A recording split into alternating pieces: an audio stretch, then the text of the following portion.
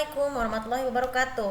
Kembali lagi dengan saya Saskia Rafifatunisa Nuranto di channel YouTube aku Saskia Rafifatunisa dan episode My Diary. Kali ini saya akan menjelaskan topik mengenai kali ini memang sebenarnya gini.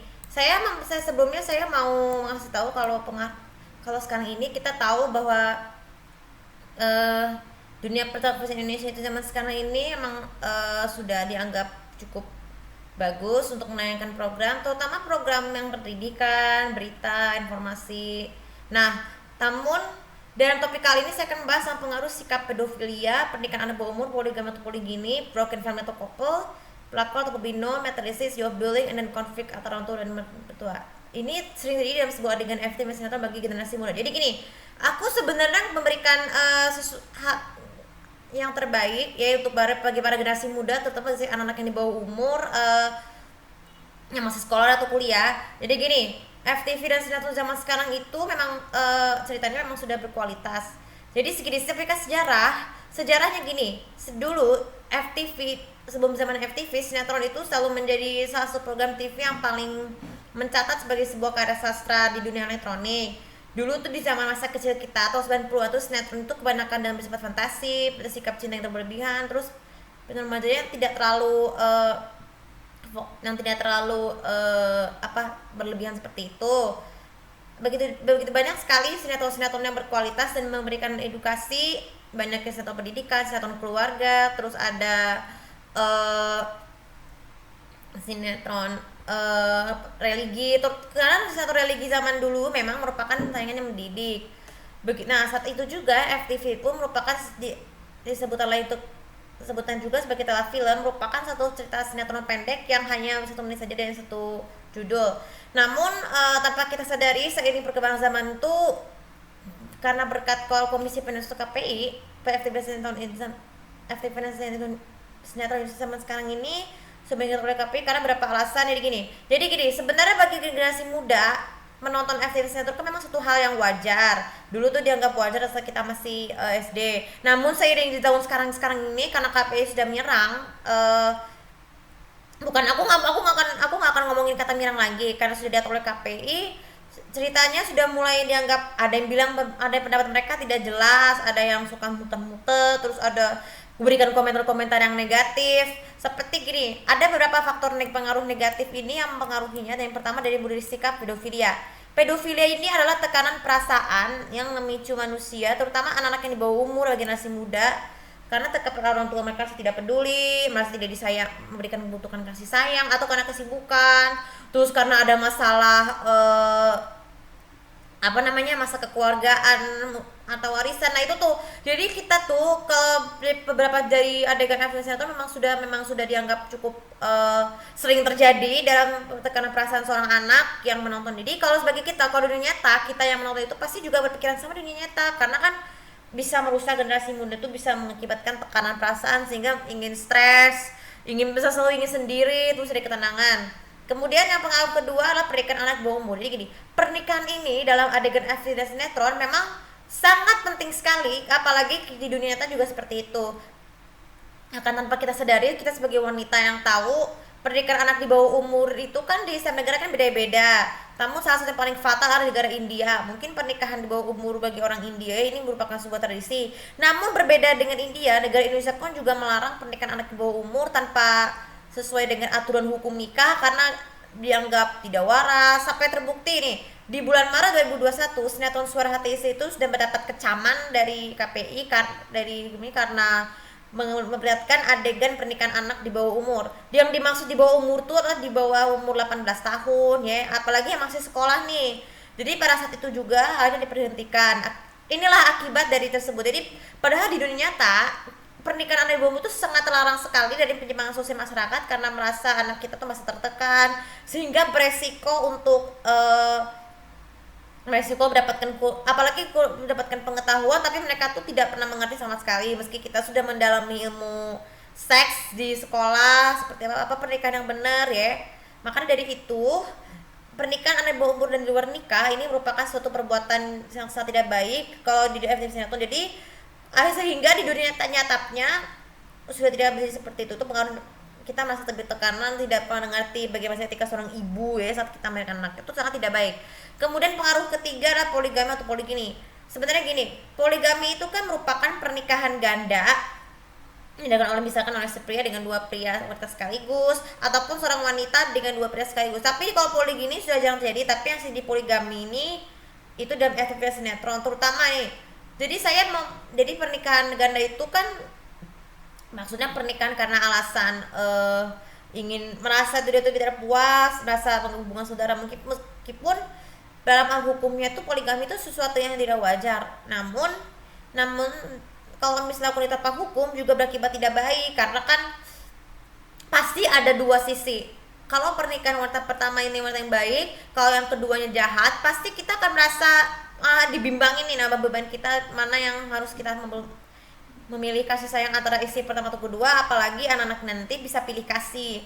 Kemudian ada broken family atau couple. Jadi gini, kekerasan ke keluarga ini merupakan kekerasan yang sangat fatal sekali dalam beberapa aktivitas judul adegan sinetron. Jadi karena alasan ingin harta, ingin merebut kekuasaan, ingin karena kepentingan pribadi. Nah itu tuh adalah broken family ini dilakukan oleh bukan hanya sepasang suami istri, tapi juga karena kakek neneknya atau paman bibinya yang punya masalah seperti itu, atau family couple tuh yang bisa belajar berselingkuh.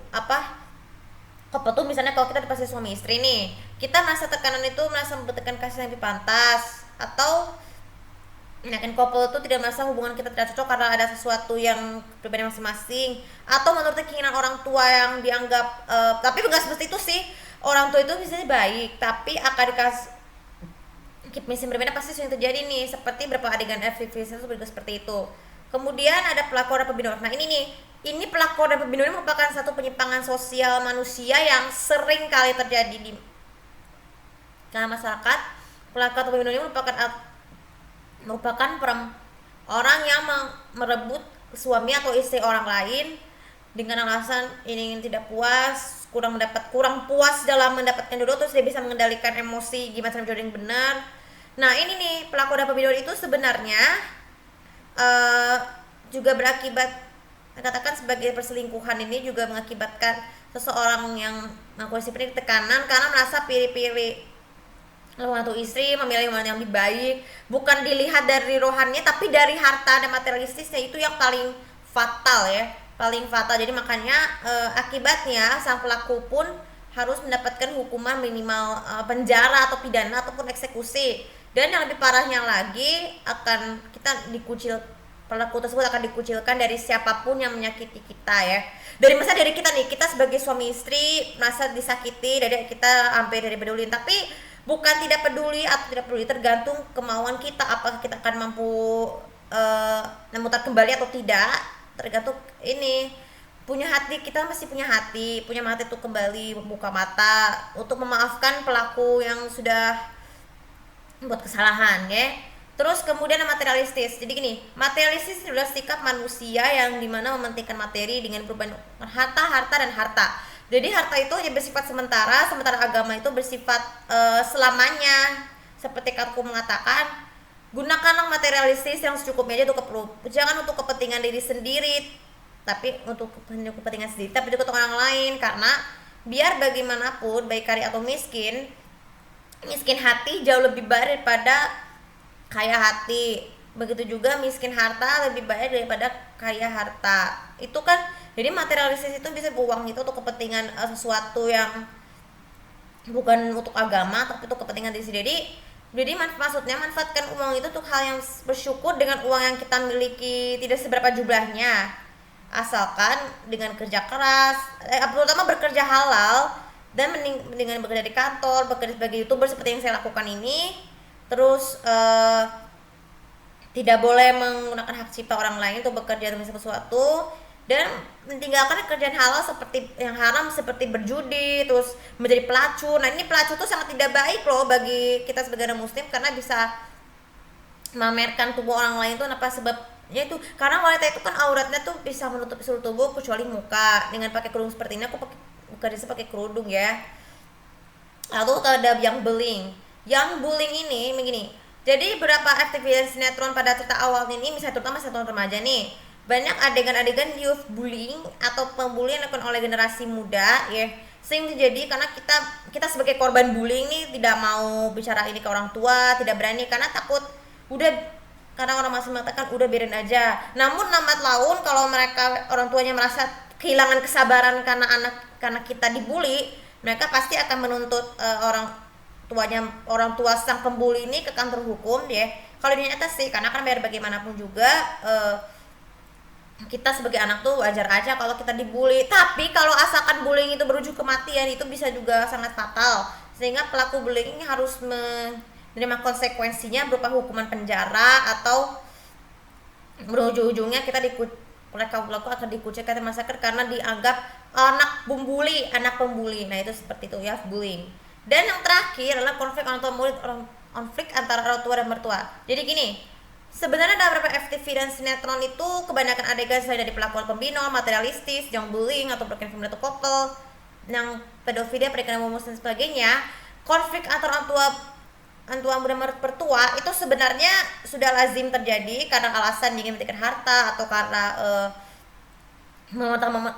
tidak melihat bibit-bibit dan bobotnya. Ya seperti kita lihat sekarang ini, memang kebanyakan konflik orang tua dan ini karena alasan ada anak yang yang dididik oleh ibu yang tidak benar, atau anak dari ayah yang tidak benar. Itu kan menjadi konflik yang panas sekali untuk masalah keluarga, terutama dalam persiapan pernikahan atau kelahiran, karena merasa pernikahannya boleh sederhana atau yang simple, cukup tuh mewah-mewah lah, ataupun maksudnya yang pernikahan yang fase berlebihan itu bisa berakibat sama halnya dengan kita terlalu sombong dalam orang tuanya yang orang tua calon mertua yang terlalu sombong itu. Kemudian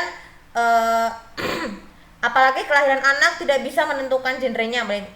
Ada orang mertua yang tidak suka jenis bayi laki-laki ataupun yang perempuan, kan itu semua itu kan datang oleh Allah, karena kan kelamin yang bayi dilahirkan itu Allah kita tidak menentukan jenis kelamin laki perempuannya, melainkan Allah yang menentukan, kecuali kalau kita menentukan prediksi dengan syukuran. Nah, syukuran 7 bulan itu tidak perlu anaknya jadi seperti apa, tapi Allah yang tahu ya. Nah, jadi gini, jadi pengaruh-pengaruh sikap bagi generasi muda yang disebutkan tadi semua adalah, jadi kita merasa lebih tertekan nih, kita merasa lebih tinggal berjalan sekolah karena memikirkan masalah ini atau bermimpi buruk nih, karena biasanya kita berdoa sebelum tidur ya dengan mengucapkan Bismika Allahumma ayah wa Bismika amut. Itu kan berdoa sebelum tidur supaya mimpi kita lebih baik. Akan tetapi kita merasa kadang kita trauma dengan orang tua yang lagi sibuk tidak mengurus kita. Nah itu kan generasi muda kita zaman sekarang ini memang sudah sangat rentan dengan kegiatan menonton sinetron. Tapi bagi kita nih, saya itu memang tipe orang yang mulai sekarang nggak terlalu suka dengan FTV sinetron, tapi dengan harfiahnya saya memberikan komen-komentar yang baik setiap di live streaming agar mereka paham bahwa kalau misalnya kita memberikan komentar mereka atas sinetron tersebut yang bagi mereka yang suka ya, ini karena mereka tuh memiliki pendapat masing-masing apakah sinetron bagus atau tidak, asalkan jangan memberikan juga komentar yang negatif mengenai tersebut, karena bisa memaksakan kehendak orang lain untuk menghentikan itu sekarang.